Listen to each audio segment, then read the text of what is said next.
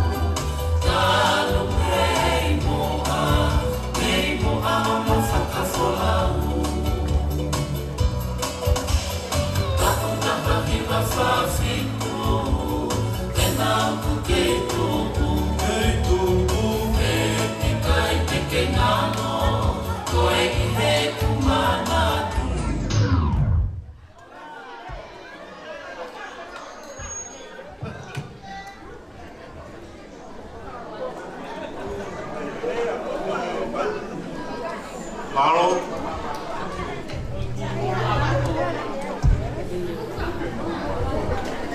Ko fasi peni e poni. Ke mu pahi a pe mu tori fasi ko ni e poni.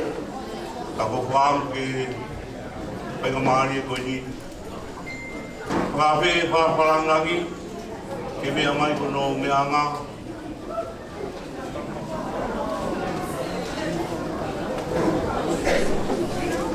Wakau meliku, aku ekstrista yang aku mewakili polisi itu harus itu. Tahu pasti apa lagi?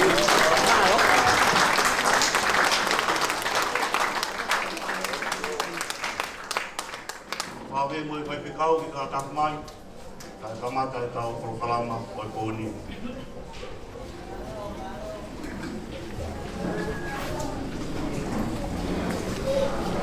Patau ke awhia o tua, tau rotorotonga. Patau ke tama kola waka, ka maha taine kuini, ka koe tui o tonga. Patau ke taine prinsesi, umae fui rope o roto palas. Patau ke maha hokonga, ka maha tau whanua. Patau ka hua kawa meriku, ka koe minista, koe pununga e ako, ai pule amatonga, ka koe muaki, koe koristu toku, koe tonga high school. Patau ke pule ako e korisi, ka maa tau whai ako patoa pe. Patau ke tau moe pe, ka maa tua arawaka, tau e whanua. Patau ke whaikau pure wahenga pea. Patau ke whakamaurahi. Ka koe tumu ia. O e koristu toku, ai tama kola waka. I he vai kopuna, wapetai ke eki. Patau ke kau koristu toku o tope, a maa ki nau toru ko mui mai. Ke whatongia e poni. Ka kou kore pe mua. Ke whamaru ke tala pratap kakato e whanua pa koe rotu. Kai ataha ke whakakakato ai whatongia o e poni. Awa mua e whaoha koe ni ke he ope. Kai maa e kāinga pea po kāinga mai kopuna ko toa pe o tumuri. O kuna wakai mai. Ke whatongia mua pia e taine prinsesi o e poni. Ka me itea e roto. O te whine, mo tangata, vai kopuna ko toa pe, ko whakura koe. Tā tā ki whakato tau whatongi at poni. Hiri pēni, whapē whai ke tau pure, ropi senua, ke tataki tau tō rea roto. Ke rawa pē ia, o pihene mea e taine prinsesi, ba me gen pera Australia. Koe tara monu mai ke kātoanga. Ai whanau o whakamokopuna lamaka he poni. Amanake o atu ai pōpuako ia. Ke mea kia e korangangi, ka mai ho e kore sutoko. Ka moe kāinga pēa ko toa pē. Ke karawa mea e tāhine. Kui he, koe korisi ua ia. Koe korisi totoku. Ai tonga high school he vai kopuna. Me iongo kalare. Ke whakau kare a tari, whakakonga kau koristu tuku, kai maa, ai vai kopuna ke pō whakurua koe. Whakalawa ia, e whakahawa e tau kātuanga e pōni, whakahawa ia taine prinsesi. Whakalawa ia, wea me ngai tokoni ki ai. Whakalawa ngai whatongia tokoni, e taurunga whakahawa ko ia. Ke hoko atu, ai tau orua e whamaurahi. Ke tau toko hoko atu, a manakpe toki ui hoko atu, tau ngai whatongi ai pōni hiri. E tau koronga atu e tau ngai taurunga. Ka po a manakpe, ka mata e tau proklama ai pōni, ka taki tau toru alot. Ka hoko atu ai pe, ai tau whatongi ai pōni. Lewa malama kau tatau atu.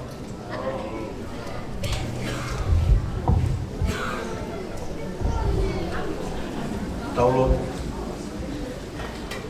Tua mas. Aviona koe kamataanga ia o ene atu toa. E whiawhini o kuongo maari e. Paulo kaha o la e whunga wai o kuna. Nai toka teu, kia nai teu. E he tunga mātua mo tunga whine mātua. Ako tutuki, e tonga high school, e whakawai kopina, ai ahon, ka maa kainga maafu, ka whakawheta, whakahoro ai amananti.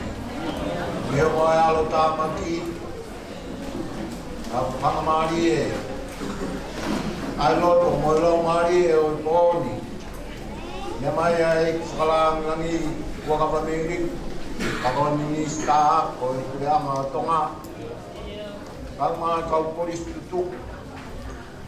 Ya mai mo ifi ai tonga high school ke kau fata pe mo mau to le fi ai ko. Whakawheta i whiawhia, lau maari lere tahine princesi me o murena. Ke kau whakataha mo ki mautolo i po. Whaita pekena e a Fiona toka ho merino. Tu ke mau whiawhia i a Fiona mau ai pe. Whaita pekena e oro kalama e po koe. Toka ai lau maari o e a Fiona. Whaita mai mo iau mo lau maari mau ki honi. Amen. Hello.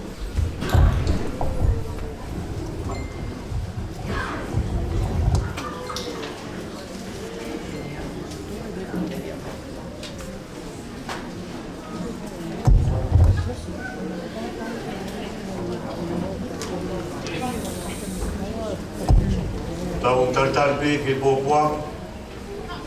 Tala monu ai tangai de princesi. Tau tatu mai ke katoanga. Ai vai ko puna ki bon para mai o quadro e tau ria tartari e ki o quadro e tau ma via o bon malo o tomo atuko ai whawhetai ki tokai maananga o unimesi hene tau hiku o whai ma ki tau tolu hono koto ape lolotonga ai taim whai ngata a whakamaman lahi koe ni o wikai ki tau lau ai whai ngata a he wāmama o moi ngai whetu utaki. Kau tau whakawheta ia ene alo ofa o tau au sia e ahoni. Koe mā i moa la a kuonga whanua. Ene a whio tā whaahau te pōwha. Kuola, pia tai maari e ai tonga kotoa o kawa e kāinga o lawaka. Kua hoko mai ene e whinga paanga e ako maurunga o tonga ki e langa o laiberi, holo, mohono whakanau o ngona e leo o e whawhangu o loto tonga he vai kupuna. Koe whehu i meni wākai ki e matangsinga mo e wipi o matahiwa. O whewhe ko lo tau ko pea mo wahe loto. O iai peho tau tala me pōtaha. Hifo mai i tufu mahina mo e apiko wila. O kei tawhi pe vai siriwa o whetapaki hange ha matanga ola e tu'u e otu mea hiwa mo e hei lala o pea uta. Fō mai ai ki whakakano tangata. Mānanga, toa awhio anga, pea mai ngahi matapā tupua. Le pai ia tau moi penu, uho loto tonga moi kāinga. Pea tok hoko atu ki otu sia ki mamana mau aho. Mana mo ui sia lata, loto tonga moi whalamalu sio ata. Pea whakamau me ia e kātoanga. Koe angi me tau moa ke toho e tawai ke nā e kau waka. Oku ului sino ai huelo o e mama o Sā Paula, Sione Patita mo e tempare nuku alofa, koe mau inga o e ako whakaekademika. Oku ikai ha maka koloa i tonga, kako hono kakai. Kai mahulu ange, koa kakai, oku ikai ke masiwa ilo. Oku kai whake o hinga au ia, ke maka koloa o tōtou keri e hau kāinga. O pote o whalahi atu. Ke kau koristutuku e ako maolunga o tō ngā kotoa, me pēa, o nau i Britania, Amerika mo Hawaii, Australia, New Zealand, pēa mo tongani whoki. Nea ngā wikai ke uhena tonu, ka o atu e ko poupou ka kato mo e ofa, kia te ki mōtolu kotoa kāinga o lawaka i tonga motu apureanga. O mō whola nima, o whoaki, koe uhi, koe māteaki ai mai moani. Pea moho tau kolo. O ko atu e tala monu, Ke kolis tutuku ako maolunga o tonga. Whakatawange, ke whaitapakina ki mautoro he eki, mo ne whaake atu hairi, ma ki mautoro, he langa ngā aue o mō whakahoko. Pea ke whakamo o mō ai o tua, he koilele i taha aia, o whātu.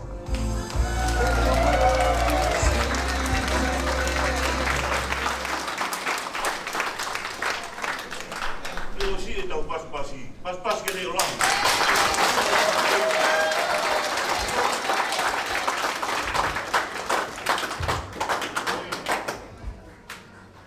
Ko kola ko to e bon, ha tau mea ni tau ko no wa i ti ai bon. Ko le ka violo, pa tau ria tari. Kai ata tau ka to nga ke hoko atu bon, paro.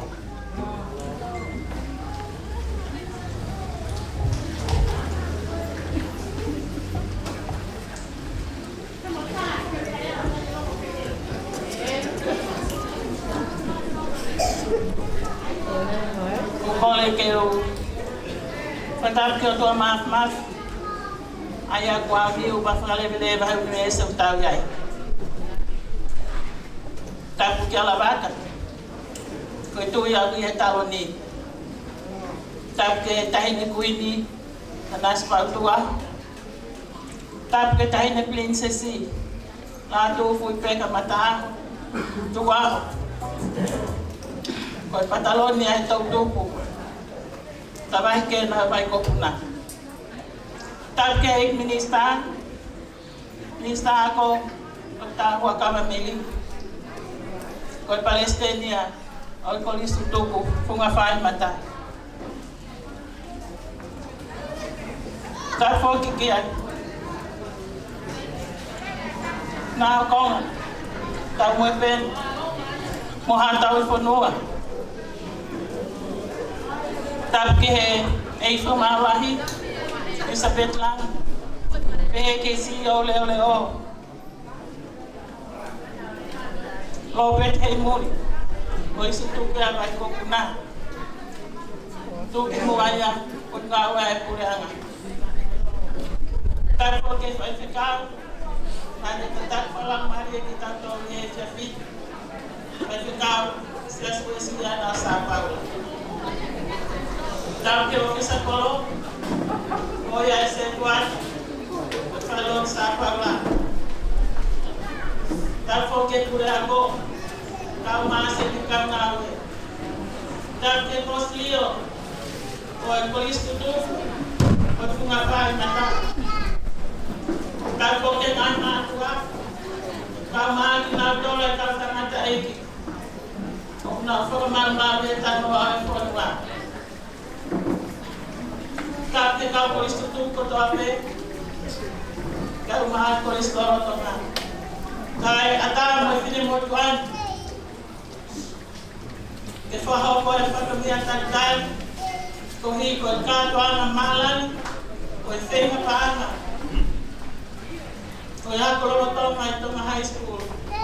Ala na wati loro tonga pe mo ka. Kau faketai ko toape kau to ma. Koi bale o mi whakawhai ngā mari e ki tātou ke he whiwhi. Ko mōne.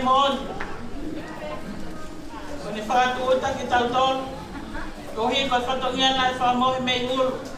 Ko whakanaua e ko risloro tonga. Ka mo kos lio. Ko ia ko tutuku. O e paini mutu. Ko hi pe ko whatongia ko eni. Ko whakanaua ke loro tonga mo i kahau. O tonga. E neo nai whaia e ngai whatutu, ka kohi o pule an natula, ko tui o mi peho tau wheu ngā, ke holo kaha hola. Ko tas malaeni, o e konset whenga paanga mahi loto, mau whakamalu ka toa pe ke sila pelua ki ate. Ka koe kini atu ene o whatongia e bon, ko hika tok whaia e whai walahi.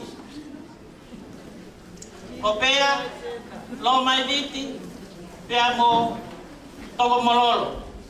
Mau whiawhia whoki ko hika lau mari e lelei ai tahine princesi. Ko hika ne tali, ke ne mai moa whakawa, ai tau alonga, o i konseti o i vahenga loto ka mata i he poni. Kore beke tau paspas, kaitare tahine princess. Malo. Ohi ko mea hene e minister o e ako, kua kawa me liku. O e Palestini a kolistu tuku, o e funga whae mata. Pea i kai ngatai, o ku mea hene hono hoa, o e whanau tamai ai, o e vahe loto. E ka mata hene, o iau ke sila pelua e ho whalai. Ko tuipe, e kai whangafa, ai e minister he poni. Ma toi fia fotu, ko hi ko kureata lolo to ngasi bola havi halafihi, ko whanau tamaya, ai vai ko puna ka musila pero. Kai kai to kalaloa, ko hi ko nga ai po, tuku ke tau kamata, tala monuat, ko hi ko te ukatoanga we poni. Whatawang ke eiki, o mea lau maari e fia, ke tau ngawe aki, pia whai ai loko, ki hele leitaha koe tau muai ai ako, ko maure leitaha te mauri o ahe poni. Ka pau iaha tō no, tau whausi te sila pēru a he pō whalai te mawhalahi aki.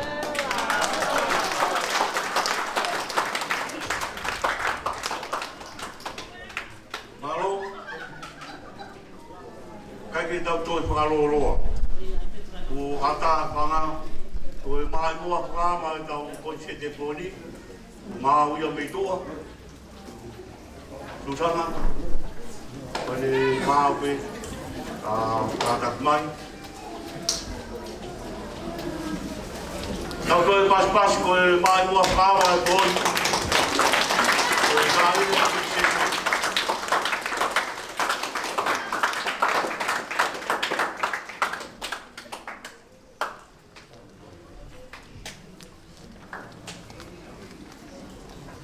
Valeria mai pēri tau pasi, tau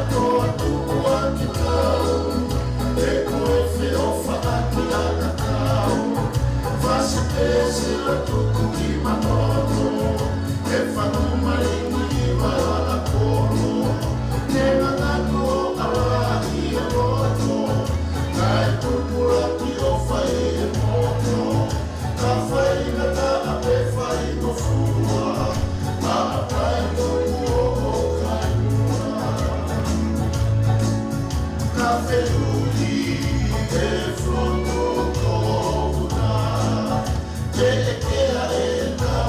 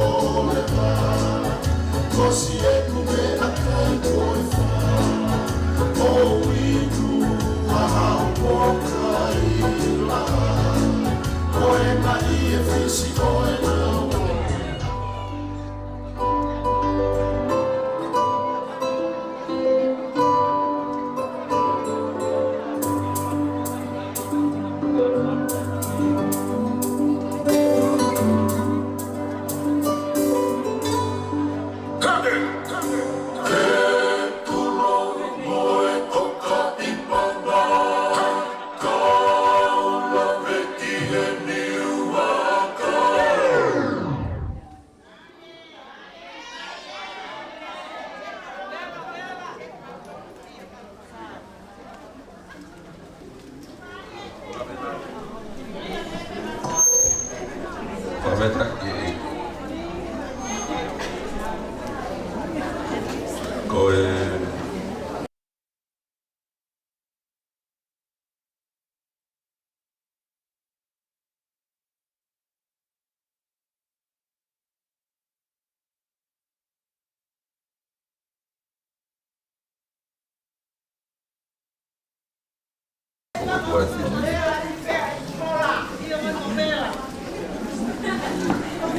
Wai rea e o tāke whanua tamatu.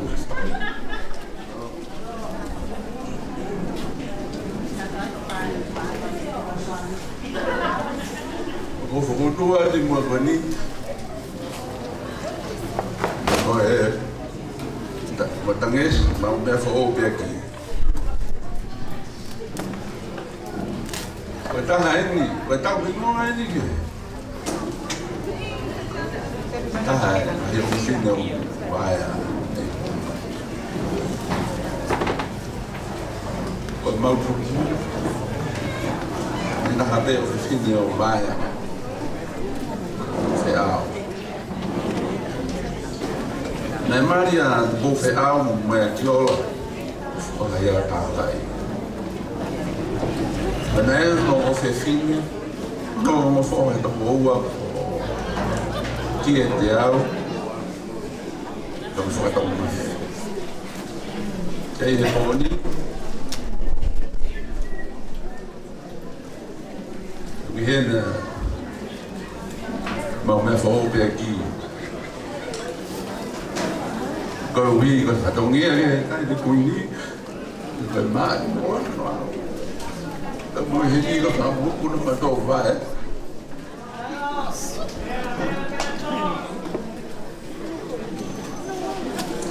Mahalo di rumah, nggak tapi meyai. Kalau nggak bisa maupun naya, pada masih, itu kayak osinnya. Kalau kata masih, ya mungkin dia. Untuk tahu kain apa itu.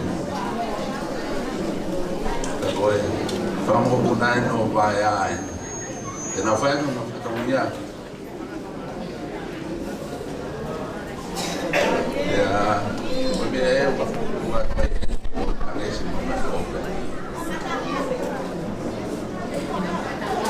a cuma também é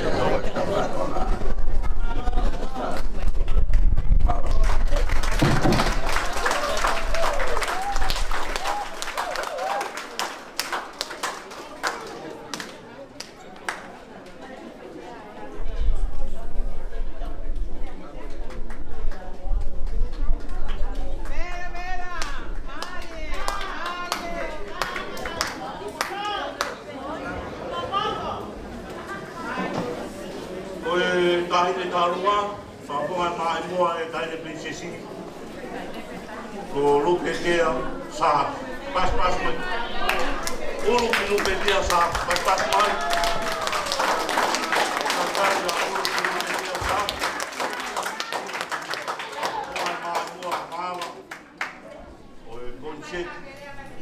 Ai ka inga lava ka si e koni.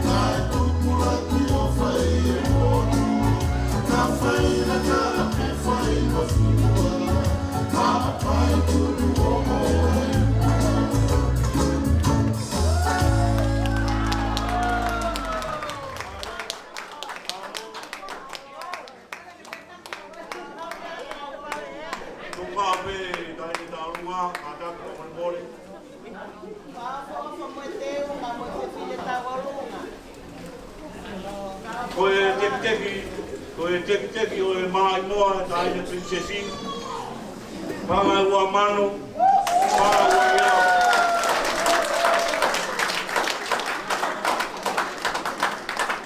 Kau patahai pa moe kokoni pa me taine koini ke mai moa o e koni.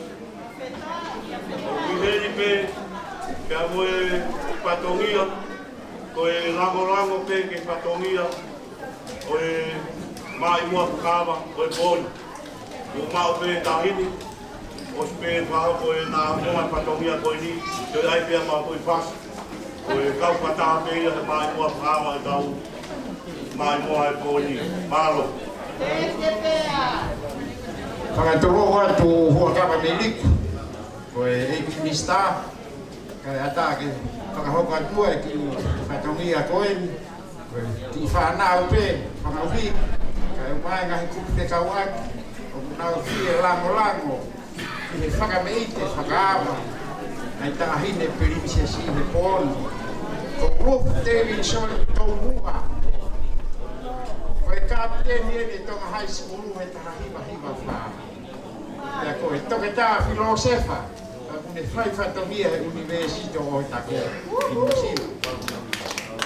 Ko Amelia tō mua, tui purotu, koeni o kau he kau skalaipe koeni. Taha hiva palua, ko mafi skalu pūwhanga. Tahiwa hiwa wake, tahiwa fitu pia na patapure tonga high school. Koloreni hauki nima hufanga na itachi mai pia meidiwa tokutaka. Surieti, hufanga ofa, uafe maatoluke, uafe mahiva. Sivani ofa, uafe maatoluke, uafe mahiva. Pia koe whakaosigo ki motua ko misieri hufanga. Ta. Wafe mahiwa, ke wafe tahani ma. Koe nau ki i luku. Ke tokoni ki he whakameite, whakaapa. Ai tahine perimsia si. Koe paangai o no wafe. Koe whakahoko kiko tau. Surieti enu pe mokoro leni. Malo. Malo, utatahanu. Pamore more pe matanga. Foi fácil pe na e wa media tahine e osi. Ai ta pe osi. Foi hoka poini ure mai ka bon. Ko ngoi pe ko si pare tamate e tau maika. Tamate e me area tau ho. Ko tau poroma ke poni. Ba ta ha be a loroto ko korea e tokirea pe mai la e ni ma ki oluma e me mate ko rea. Tau pas ki ai.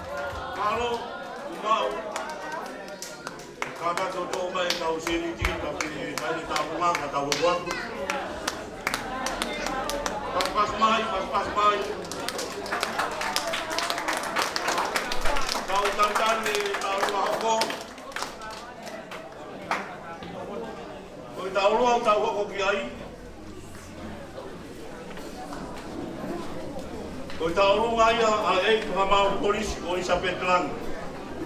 Ka ko bua ka mau lahi ke fine ke hoko ka mau lahi reo ke ka mau anga lahi. O tauru ngai ka mana kai. Ko bua ka mau lahi ke fine ke hoko ka mau lahi reo ke puri anga tonga. Ta pas mai kai. Datang.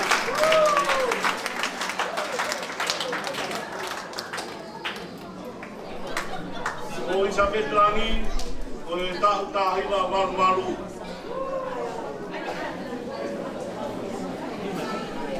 Dia